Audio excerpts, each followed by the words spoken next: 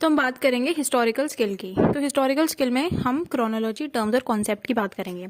सबसे पहले हम बात करेंगे सीक्वेंस हिस्टोरिकल पीपल और इवेंट्स का। ठीक है, यहाँ पे इन्होंने एक एग्जांपल ले लिया कि मान लो आपको हिस्टोरिकल पीपल और इवेंट के सीक्वेंस के बारे में बताना है, तो आप किस तरीके से बताओगे। सबसे पहले तो आप लोग की इवेंट्स को प्लेस कर दो, आइडियाज, मॉन्यूमेंट, मूवमेंट्स, पीपल वगैरह कि वो कैसे कैसे मूव कर रहे हैं एक क्रोनोलॉजिकल ऑर्डर में, मतलब एक नंबर वाइज ऑर्डर में देख लो। ठीक है, उसके बाद आप टाइमलाइन वगैरह यूज कर लो। ठीक है, टाइमलाइन यूज कर लो आप पास्ट इवेंट को और चेंजेस को दिखाने के लिए। समझ आ रही है।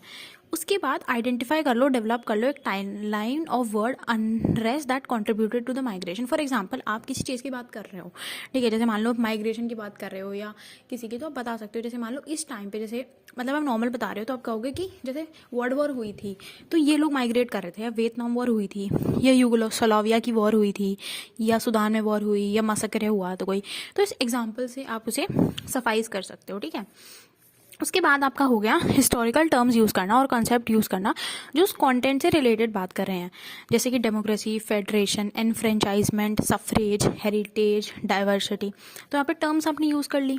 ठीक है, तो ये तो हो गया आपका सीक्वेंस बिठाना। तो अगर आपको सीक्वेंस बिठाना है तो आप क्या करोगे, आप क्रोनोलॉजिकल सीक्वेंस के अंदर सबसे पहले प्लेस करोगे। किस चीज़ को प्लेस करोगे, इवेंट्स, आइडियाज, मूवमेंट्स वगैरह चीज़ों को। ठीक है, दूसरा चीज़ है आप टाइमलाइन यूज़ करोगे। ठीक है, जैसे कि आपने पास्ट इवेंट बता दिया। तीसरी चीज़ है आप आइडेंटिफाई करोगे और डेवलप करोगे। ठीक है, उस टाइमलाइन को।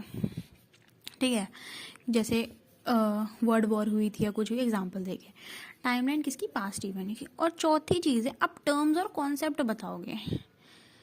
क्या बताओगे, terms, historical terms and concept बताओगे। अब इसकी एक शॉर्ट फॉर्म बना लो, चिट। चिट, ठीक है, सी फॉर क्रोनोलॉजिकल सीक्वेंस, शिट भी बना सकते हो अगर सीक्वेंस याद करना है तो। H for historical term, I for identify और डेवलप वर्ड वगैरह, टी फॉर टाइमलाइन। ठीक है, अब हम बात करेंगे हिस्टोरिकल क्वेश्चंस और रिसर्च की। ठीक है, अब हम देखते हैं कि अगर मान लो आपने कोई डॉक्यूमेंट पढ़ा और आपको लग रहा है कि हम इसमें रिसर्च कर रहे हैं, तो आपको रिसर्च करनी होती है, तो आपको एक या दो क्वेश्चन पुट करने होते हैं जो अपनी रिसर्च में आप आंसर करते हो। ठीक है, तो आप वो क्वेश्चंस कैसे डिसाइड करोगे, identify and locate a range of relevant sources.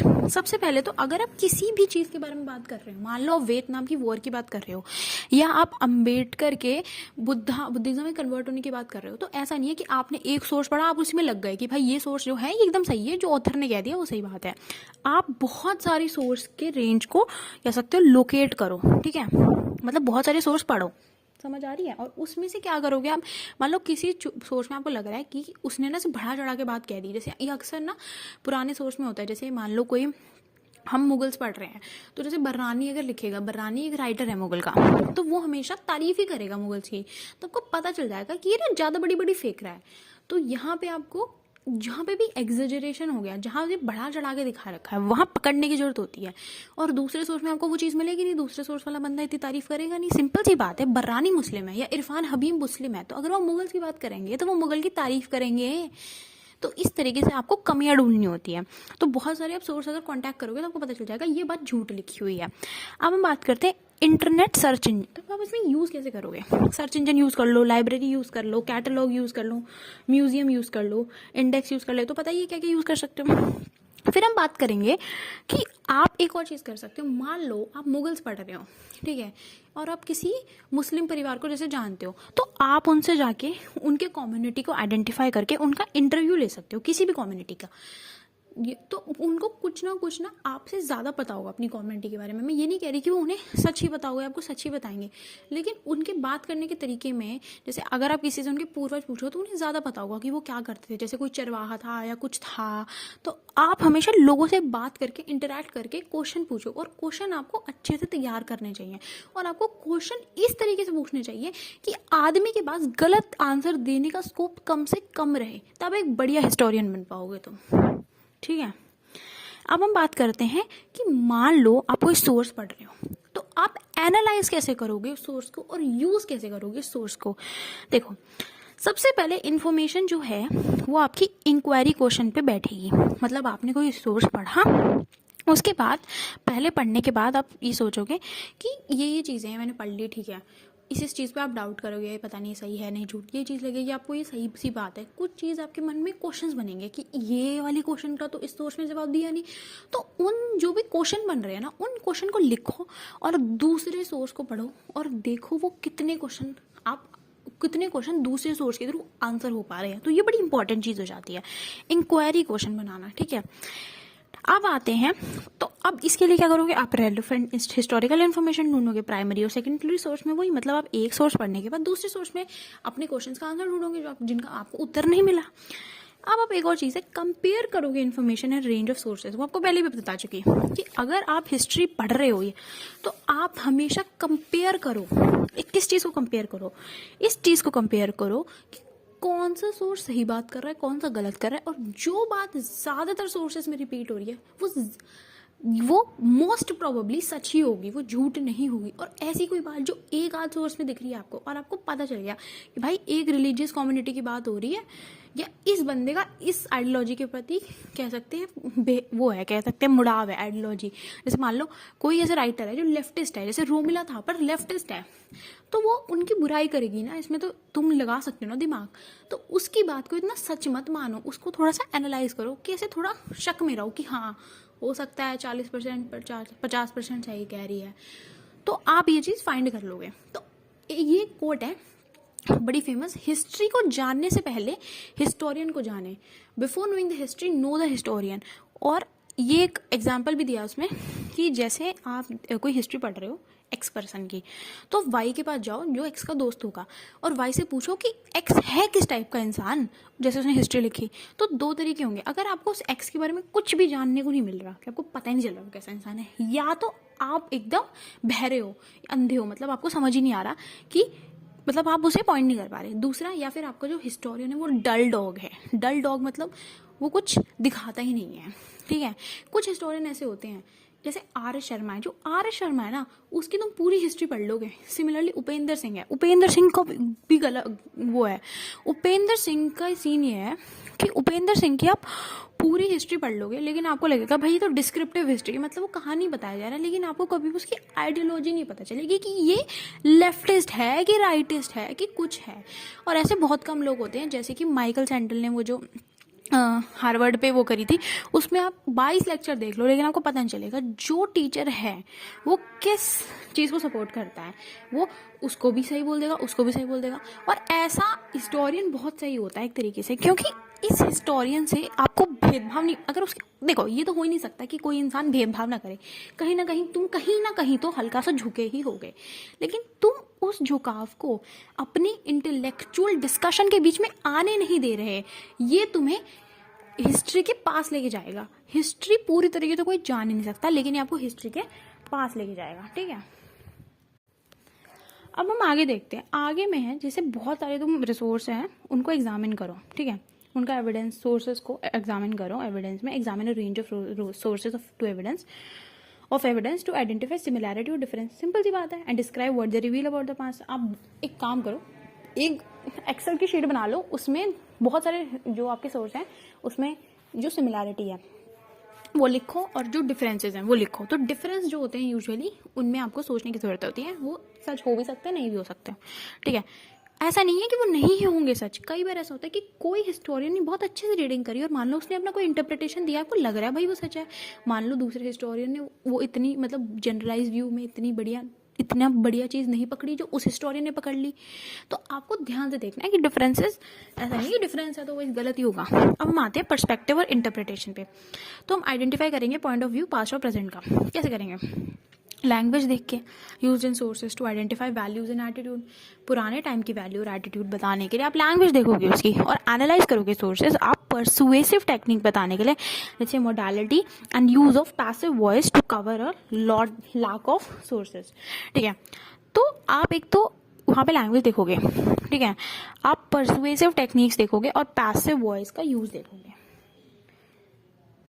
और आप उसमें मोडालिटी देखोगे। मोडालिटी मतलब है प्रकार, जैसे किस टाइप की जो है आपकी परसुएसिव लैंग्वेज यूज करी हुई है, ठीक है।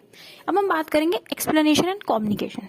देखो अगर आपको हिस्टोरिकल टेक्स्ट डेवलप करना है, डेवलप हिस्टोरिकल टेक्स्ट, तो आप पर्टिकुलरली नरेटिव्स और डिस्क्रिप्शन पे जाओगे विच इनकॉर्पोरेट सोर्स मटेरियल। ध्यान से सुनना, दो टाइप की हिस्ट्री होती है। एक होती है डिस्क्रिप्शन, मतलब अकबर, जैसे मान लो डिस्क्रिप्शन हो गई, जैसे कि तुम बता रहे हो टाइप्स ऑफ, कैसे कहें, अब जैसे तुम बता रहे हो कि विरूपाक्षा टेम्पल, विठल्ला टेम्पल वगैरह सब के बारे में, तो यार तुम मुझे बताओ कि विरूपाक्षा टेम्पल में कैसी पिलर है और वहाँ पे कैसा आर्किटेक्चर है। ये तो एक तरीके से आपका डिस्क्रिप्शन हो गया। इसमें तुम क्या ही बताओगे? अगर वहाँ पे टोम्ब है तो वहाँ टोम्ब है ना। नरेटिव क्या होती है? नरेटिव ये होती है कि कुछ लोग वहाँ पे, जैसे मान लो वो टेम्पल, कुछ लोग कहेंगे कि विरूपाक्षा टेम्पल ना शिवा से एफिलिएटेड है, कुछ लोग कहेंगे कि इस पर डाउट है, हो सकता है कि ये किसी और से एफिलिएटेड हो, या फिर कोई कहेगा हम्पी का नाम पंपा देवी पे रखा है, कोई कहेगा नहीं ज़रूरी नहीं है कि पंपा देवी पे रखा है, क्या पता इस चक्कर में रख दिया हो। तो ये हो गए नरेटिव। मतलब कहीं पे हम कह सकते हैं कि ये माना गया है पर हम श्योर नहीं है। जैसे हम आर्किटेक्चर की बात करें तो ये चीज़ कंफर्म नहीं है हम लोगों को कि जो महानवी डिब्बर ऑडियंस हॉल है, तो उनकी जो पिलर है ना, जैसे हम पिलर की बात करें, हमें पता है पिलर है, उनमें बहुत कम जगह है, तो कहीं जगह थोड़ी सी कम जगह, कहीं थोड़ी सी ज़्यादा जगह, तो उन्हें ये नहीं पता कि ये जगह यूज़ क्यों होती थी। और महानवी डिब्बा में थोड़ा सा हल्का सा एरिया है जहाँ से आप जुलूस भी नहीं निकाल सकते। तो पहले तो कि वहाँ पे जुलूस निकाले के लिए हो सकता था यूज़ होते हैं, मतलब इस तरीके से ज़्यादातर जगह पे हिस्टोरियन ने अपनी हिसाब से फाउंड करा है। बट कहते एरिया काफ़ी कम है तो जुलूस भी नहीं निकाल सकते। तो यहाँ पे एक एम्बिग्विटी आ गई कि यार ये काय के लिए यूज़ किया गया होगा। तो ये नरेटिव हो गया, जब हम थोड़े तुक्के से मारने लग गए कि ये भी हो सकता है, ये भी हो सकता है। ठीक है, अब बात करेंगे develop narrative based on information identify from a range of sources. यही बात बहुत इंपॉर्टेंट है। अब नरेटिव कैसे तुम बताओगे? बहुत सारे सोर्सेज हैं। यही कारण था कि जब वहाँ पे कम जगह हुई महानवी डिब्बा के, अगर हमने ये बोला ये चीज़, तो हमने बोल दिया कि यार मतलब क्योंकि हमने दूसरी जगह पे ऐसा कुछ है तो वहाँ पे जुलूस निकलते हैं, तो हमने कहा क्या तो इतनी कम जगह ये जुलूस निकल भी नहीं सकते। तो अगर हिस्टोरियन सिर्फ जुलूस की बात कर रहा है वहाँ पे, तो क्यों कह रहा है वो? हो सकता है ना उसने लगभग उस जैसे से आर्किटेक्चर में सिर्फ यही पाया हो टेक्स्ट पढ़ के कि यहाँ पे जुलूस निकलते हैं। तो इस तरीके से तुम बहुत सारे सोर्स को पढ़ के नरेटिव्स बनाओगे।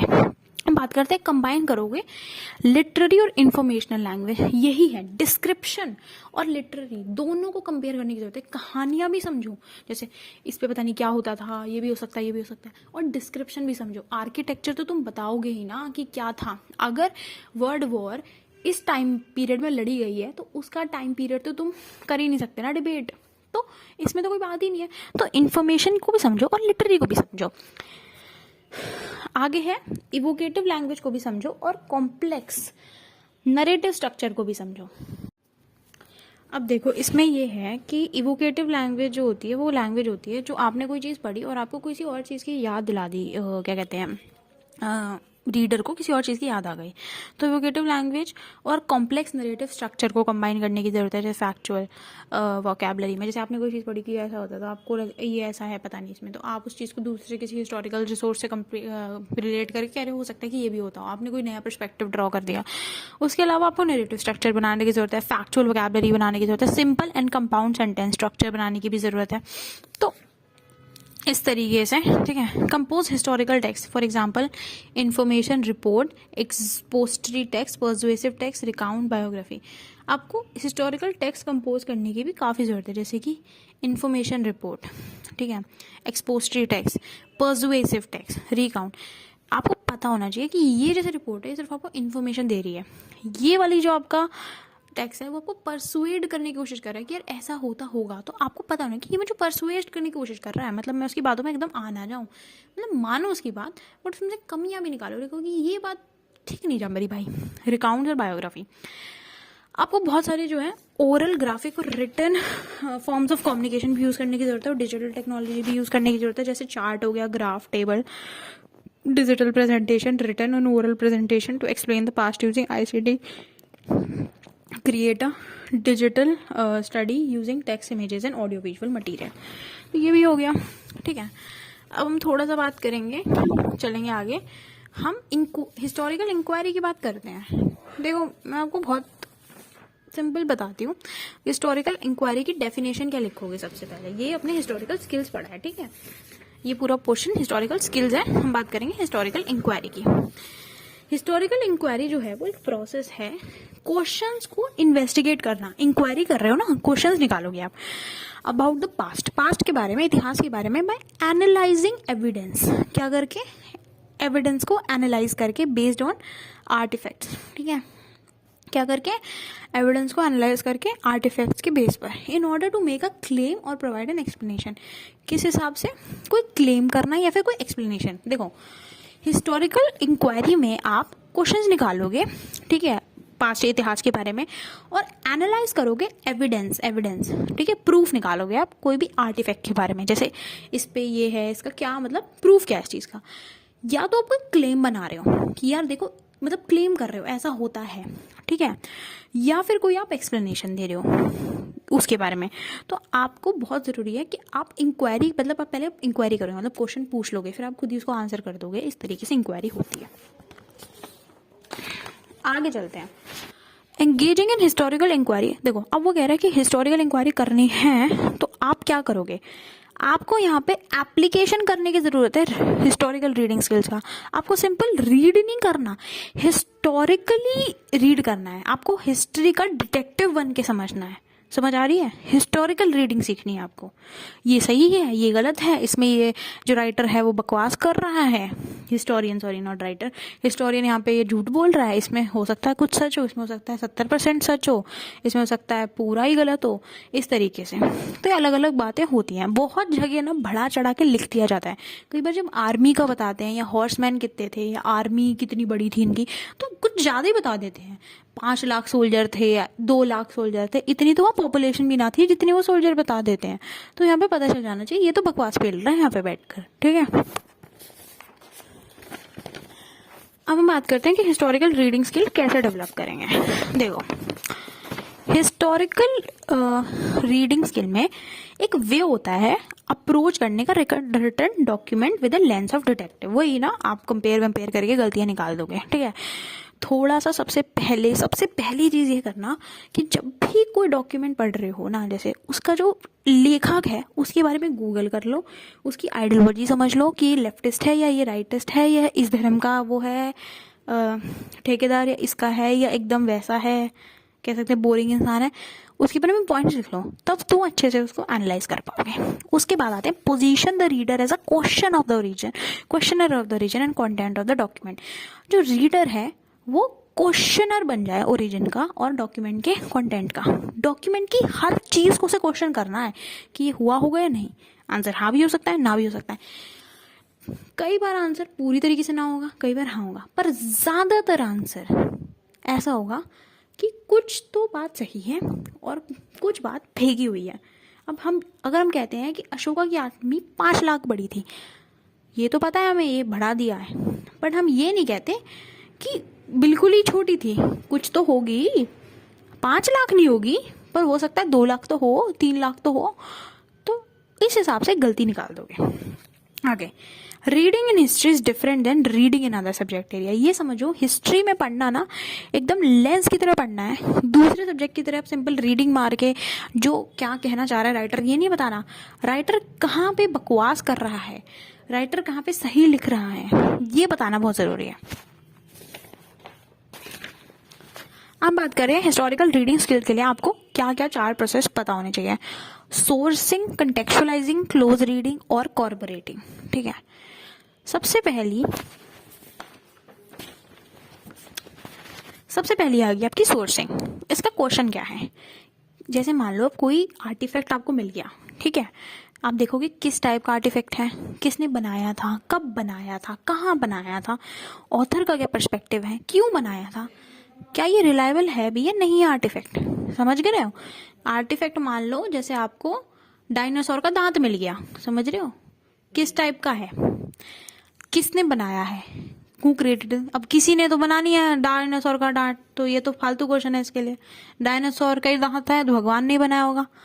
ठीक है, अब कब बना था, अब डायनासोर कब है, उसके हिसाब से आप जाओगे कौन से डायनासोर का दांत है, कोई इतने सारे टाइप के डायनासोर, उसके पीछे आप थोड़ा सा रिसर्च करोगे।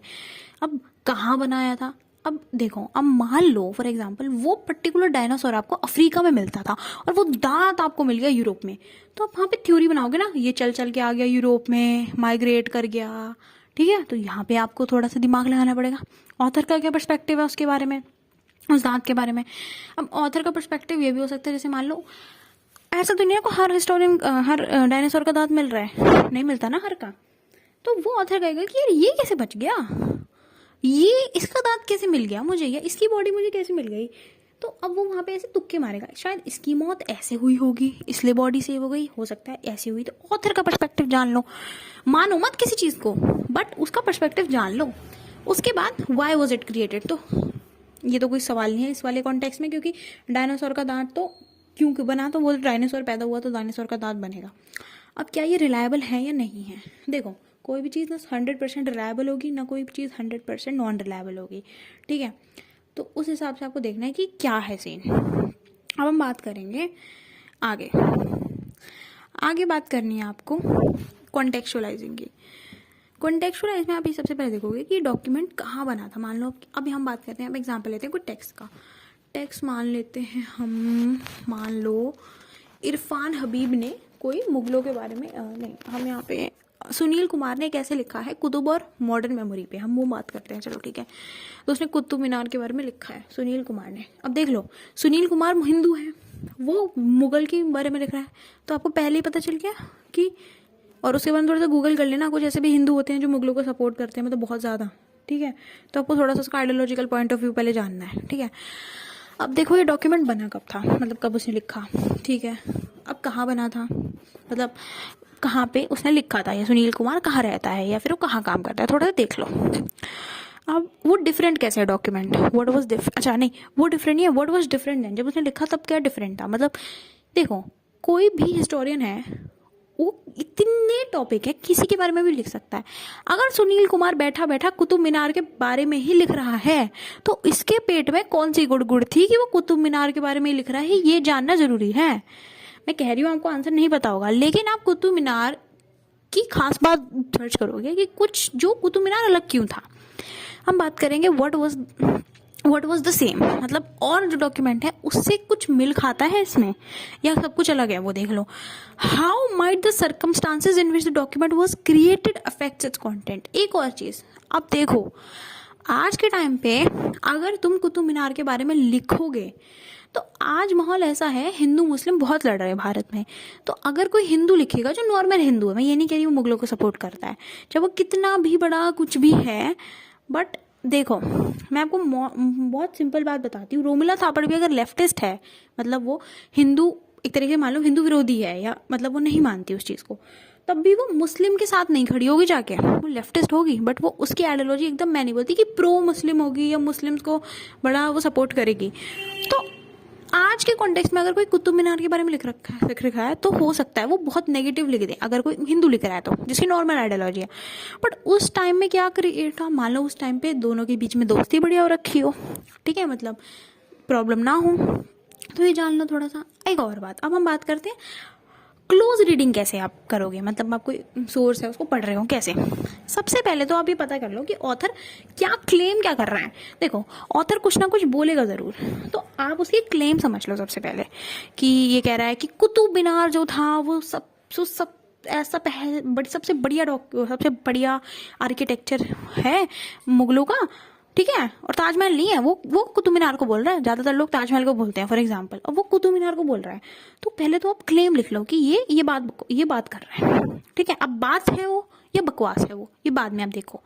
दूसरा, what evidence does the author use, अगर ये कहता है कि कुतुब मीनार सबसे बढ़िया है आर्किटेक्चर पीस, ठीक है, दूसरों से ज्यादा, ठीक है, मान लो मैं कॉम्पिटिशन में ले लिया ताजमहल, बाकी सब तो छोड़ दो, ताजमहल ही कॉम्पिटिशन में ले लो, तो ये बताओ उसने एविडेंस क्या यूज करा। अब मान लो उसने कहा कि ताजमहल को बनने में लगे 200 दिन और कुतुब मीनार को बनने में लगे 300 दिन, ताजमहल की ईंटें सस्ती थी और कुतुब मीनार की ईंटें महंगी थी, तो वो देख लो कि वो बातें क्या बना रहा है, ठीक है, इस तरीके से। और फिर मान लो कोई कहेगा कि ताजमहल ज्यादा बढ़िया था, क्यों वो कहेगा कि ताजमहल तो ऐसा बना कि उसके तो क्या कहते हैं जो बनाने वाले उनके हाथ ही काट दिए और कुतुब मीनार के तो हाथ बख्श दिए, तो वो ज्यादा बढ़िया हो गया। तो अब देख लो कि ऑथर क्या बात कर रहा है। अब वो लैंग्वेज कैसे यूज कर रहा है, फ्रेज, इमेज, सिंबल, ये देख लो। Does the author use to persuade the document audience, वो हमेशा ऑथर अपनी बात को मनवाने के लिए ना अलग टाइप की लैंग्वेज लिखेगा जो बढ़िया पढ़ने में ऐसा लगेगा एकदम स्मूथ पढ़ने में जाएगी, आपको पता नहीं चलेगा, मक्खन की तरह अपनी बात मनवा देगा वो, ठीक है। लेकिन as a historian, as a history student आपको ध्यान देना है कि ऑथर आपको पागल बना रहा है चालाकी से। हम बात करते हैं आगे। जो डॉक्यूमेंट की लैंग्वेज है वो ऑथर का क्या पर्सपेक्टिव दिखाती है, इसका पर्सपेक्टिव क्या दिखाती है, इसका पर्सपेक्टिव ये दिखा सकती है कि जैसे कि कुतुब मीनार जो था वो नॉर्मल एक आर्किटेक्चर है एक तरीके से, अगर हम कंपेयर करें ताजमहल। और ताजमहल इसलिए बनाया क्योंकि एक मेमोरी बनाई है लव की। तो हो सकता है कि हिस्टोरिकल लव जैसी या इश्क मोहब्बत प्यार जैसी चीज़ों को हिस्ट्री में कम इंपॉर्टेंस देता हूँ, उसके हिसाब से इस टाइप की हिस्ट्री फालतू हिस्ट्री है, इसकी कोई खास इंपॉर्टेंस नहीं है। हो सकता है ये पर्सपेक्टिव दिखाता हो। अलग अलग वो चीज़ें आप पर्सपेक्टिव में बता सकते हो कि हिस्टोरियन ने इसी चीज़ को क्यों बोला। एक और चीज़ हो सकती है, कुतुब मीनार दिल्ली में बना है और दिल्ली कैपिटल थी मुगलों की, और वो आगरा में बना है। तो आप ये भी कह सकते हो कि यार जो कैपिटल में बना है वो तो ज़्यादा इंपॉर्टेंट होना चाहिए, क्योंकि वो तो भाई मेन एरिया है जहाँ पे राजा रह रहा है, सॉरी सुल्तान रह रहा है या मुगल रह रहा है। तो अलग अलग आप उस चीज़ के पॉइंट ऑफ व्यू मतलब बना लो अपने।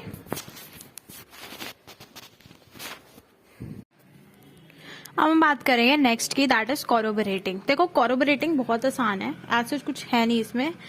Is the document consistent with itself. देखो कंसिस्टेंसी की बात ये होती है कि मान लो एक जगह तो आपका जो राइटर है वो बुराई कर रहा है मुस्लिम्स की, और आगे जगह उसने तारीफ कर दी मुस्लिम की, वो खुद ही पागल है, मतलब उसका खुद ही एक पॉइंट ऑफ व्यू नहीं है, तो इंटरनल कंसिस्टेंसी नहीं है, मतलब वो खुद ही कुछ कह रहा है कभी, फिर खुद ही उस चीज को कॉन्ट्रडिक्ट कर दिया, तो इसे कहते हैं कॉन्ट्रडिक्टिंग हिमसेल्फ। उसने सोर्स को खुद ही कॉन्ट्रडिक्ट कर दिया अपने साथ, ठीक है। तो यहाँ पे सोर्स कॉन्ट्रडिक्टिंग हो गया। दूसरा है एक्सटर्नल कंसिस्टेंसी। एक्सटर्नल कंसिस्टेंसी तो यार देखो आ जाती है कि मान लो क्या कह सकते हैं, किसी ने कोई सोर्स लिखा, उसने लिखा ये बात और दूसरे ने दूसरी बात लिख दी, तो एक्सटर्नल कंसिस्टेंसी आ जाती है, वो कोई प्रॉब्लम नहीं है। इंटरनल कंसिस्टेंसी बड़ी प्रॉब्लम हो जाती है कि मतलब उसका खुद का कोई पॉइंट ऑफ व्यू है हिस्टोरियन का, कि वो बस बकवास पे ले जा रहा है। हम बात करते हैं does the other sources agree, ये तो हो गया, बस ये इसमें और कुछ नहीं है। और ये सोर्सेज में ज्यादा रिलायबल कौन है, तो रिलायबल तो मैं बोलूंगी नहीं कि कोई भी पूरी तरीके से रिलायबल है। पूरी तरीके से रिलायबल अगर तो कोई सोर्स हो ही नहीं सकता।